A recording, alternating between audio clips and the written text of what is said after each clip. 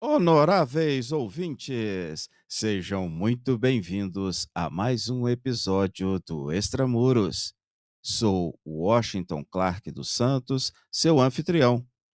Na segunda parte da nossa conversa, continuamos a explorar as complexidades do crime organizado internacional, agora com foco nas novas ameaças emergentes e no impacto das tecnologias na era digital. O policial federal Marcos Rossetti prossegue na jornada de esclarecimentos, mostrando como o avanço da internet profunda, das criptomoedas e da inteligência artificial está moldando o modus operandi dessas organizações criminosas. Além disso, discutiremos a interseção entre corrupção e crime organizado e como rastrear e desmantelar as estruturas financeiras que sustentam essas atividades ilícitas. Meu caro, retomando a nossa conversa, quais são as novas tendências e modus operandi que caracterizam o crime organizado internacional na era digital e como os operadores de segurança pública e justiça criminal podem se adaptar para combatê-las? Eu vejo duas grandes tendências. A primeira delas, ela se relaciona ao crime organizado transnacional de motivação lucrativa. Muitas máfias de outros países têm se envolvido realmente com crimes digitais. Vou destacar aqui a máfia italiana, principalmente a 'Ndrangheta, a Cosa Nostra, mas também a Sacra Corona Unita, com bastante atividade de natureza virtual, se envolvendo com operação de Bitcoin, lavagem de dinheiro.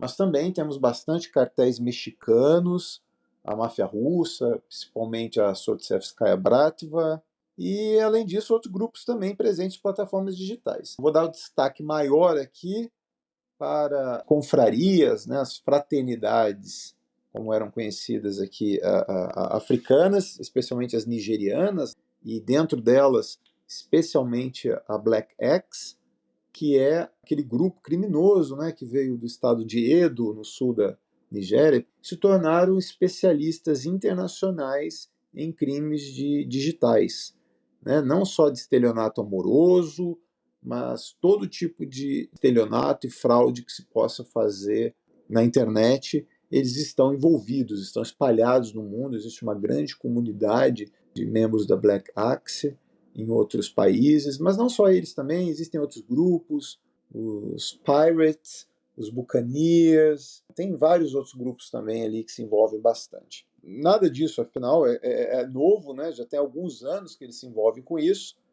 mas eles têm cada vez mais se aprimorado, esses mecanismos, e hoje virou uma tendência global. Uma segunda tendência que eu vejo também são dos grupos de motivação ideológica. Eles têm utilizado muito a internet para recrutar pessoas, para criar conexões, para espalhar a ideologia deles. Isso é bastante presente hoje no mundo virtual. E o melhor jeito, na minha opinião, para que haja o combate dessa criminalidade pelos operadores de segurança pública são iniciativas de análise estratégica. É humanamente impossível combater toda a criminalidade que está surgindo na internet. Ela é muito vasta.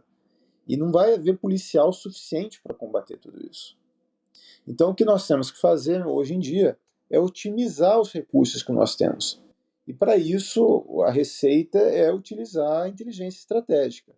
Eu acho que nós precisamos de órgãos de segurança pública que pensem melhor de como utilizar os recursos e em fazer parcerias com a sociedade civil, principalmente com as universidades.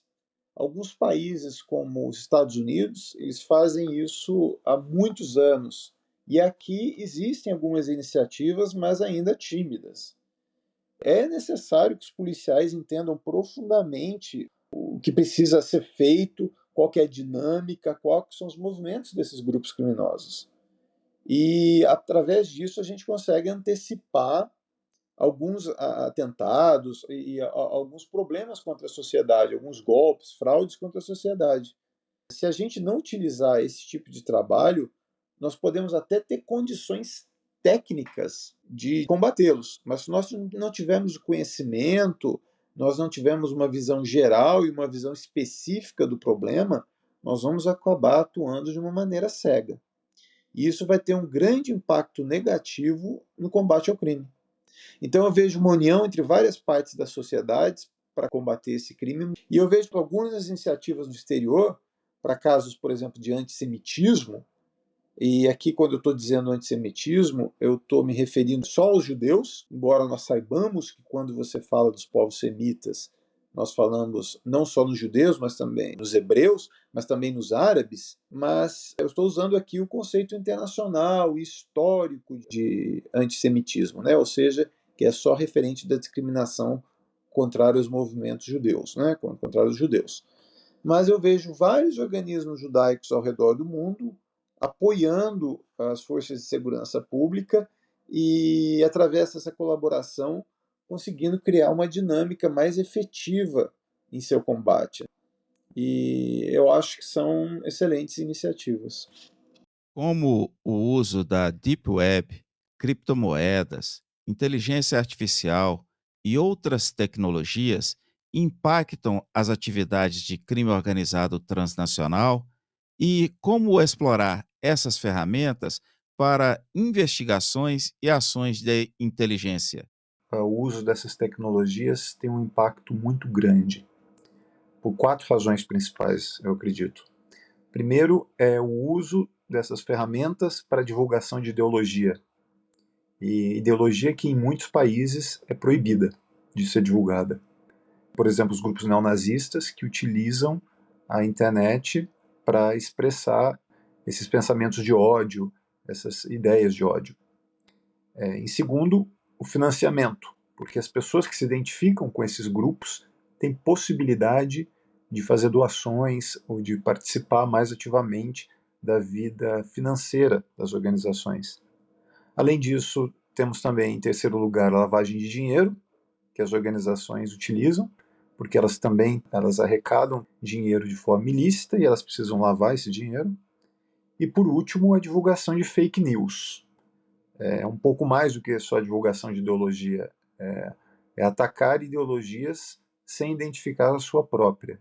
Essas organizações criminosas elencam uma série de adversários e elas utilizam a internet como forma de proferir esses ataques aos organismos que as combatem. Eu acho que as melhores iniciativas de se combater vêm de duas ações. A primeira delas é aquela que está prevista na 12.850, na Lei de Crime Organizado, que é a possibilidade de infiltrações de agentes de modo virtual.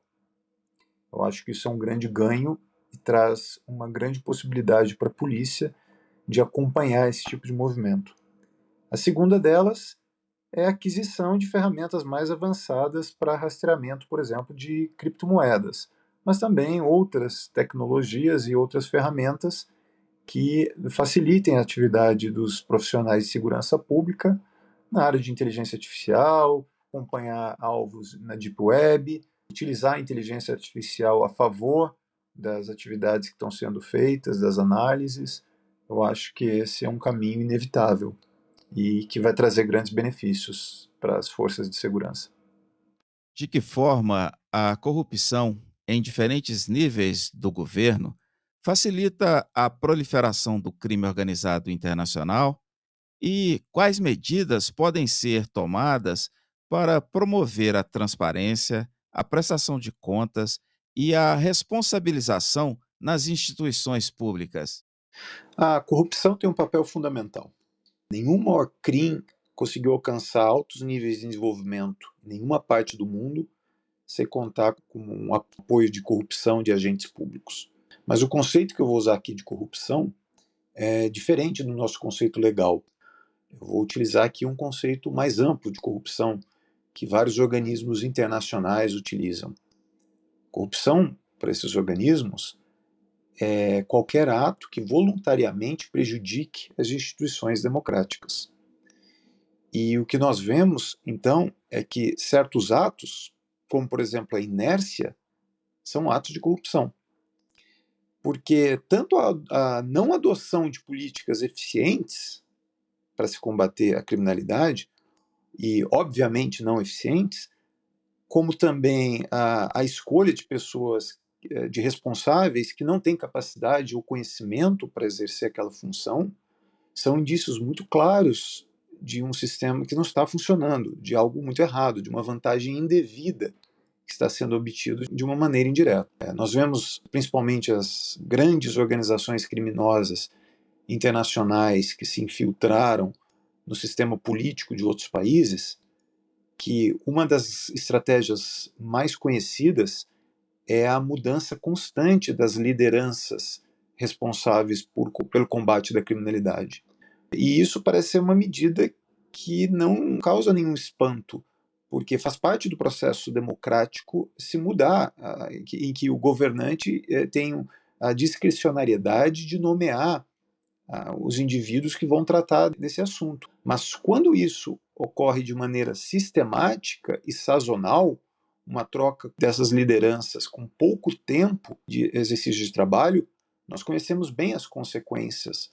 As instituições de segurança pública, elas ficam engessadas, elas têm uma série de paradas cada vez que há essa mudança, e isso causa um grande impacto e um grande prejuízo para as ações contra a criminalidade que estão sendo desenvolvidas. Então, as OCRINs que conseguiram se infiltrar e conseguiram ter algum nível de influência dentro do governo, elas consideram muito bem-vinda essa medida de se mudar constantemente os responsáveis. Eu acho que nós temos uma lei, que é a LAI, que é excelente para o critério de transparência e para a prestação de contas.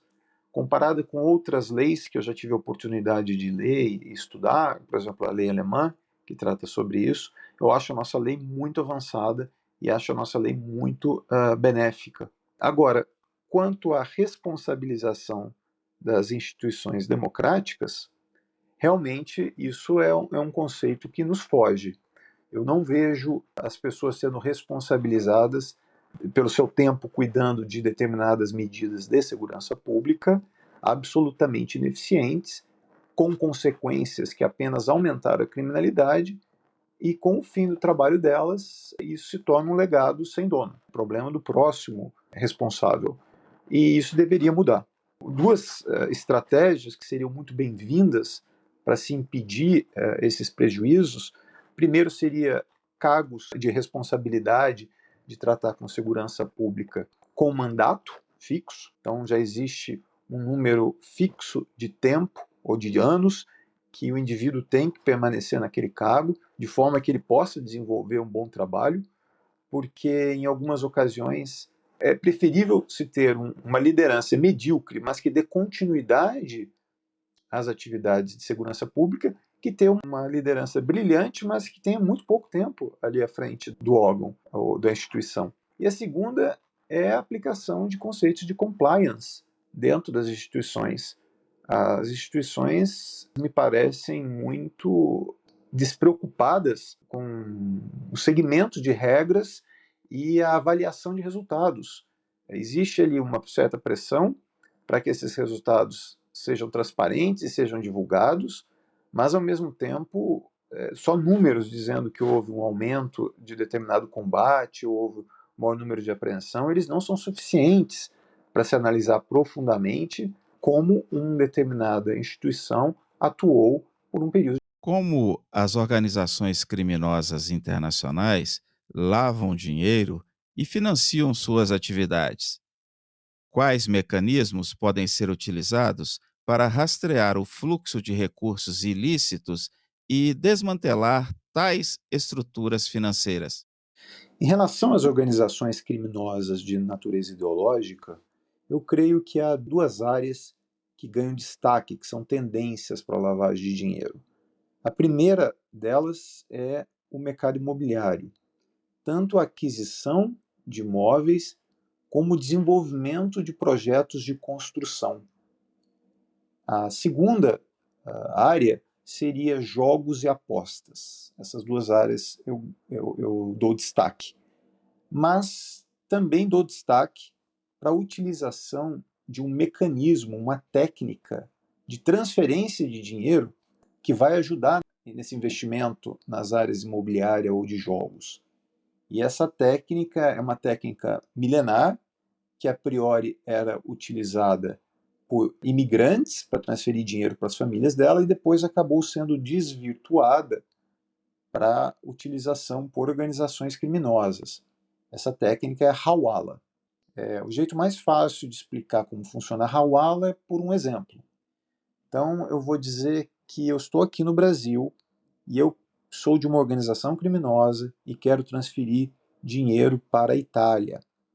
Então, eu vou e busco uma pessoa que trabalha como Hawaladá e essa pessoa vai pegar aquele dinheiro que eu vou entregar a ela, vamos dizer que seja R$ 1 milhão, e vai compensar esse dinheiro na Itália. Ou seja, eu dou R$ 1 milhão aqui para essa pessoa vai ligar por comparsa dela na Itália e vai dizer que esse R$ 1 milhão que eu entreguei aqui deve ser entregue para quem eu escolhi na Itália. Na verdade, esse dinheiro não foi transferido, houve só uma compensação. O dinheiro que estava aqui foi entregue a esse indivíduo da Hawala, ele ficou com esse dinheiro aqui, ele fez uso desse dinheiro aqui, e ele avisou a pessoa na Itália que deveria entregar o mesmo montante. E ela funciona, esse sistema, em duas vias. Quando alguém na Itália quiser fazer a mesma coisa e mandar o dinheiro para o Brasil, ele vai usar o mesmo sistema.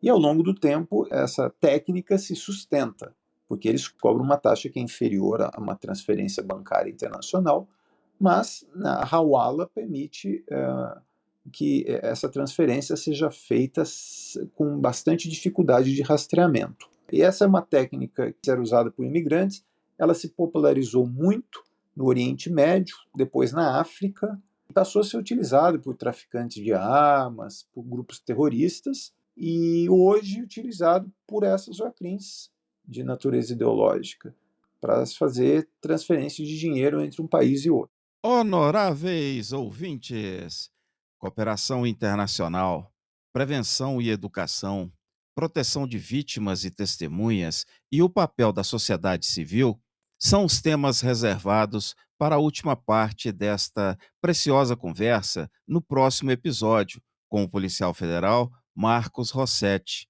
Sou Washington Clark dos Santos, seu anfitrião. Acesse nosso website, saiba mais sobre este conteúdo nos links de pesquisa e compartilhe nosso propósito. Será um prazer ter a sua colaboração. Pela sua audiência, muito obrigado e até a próxima.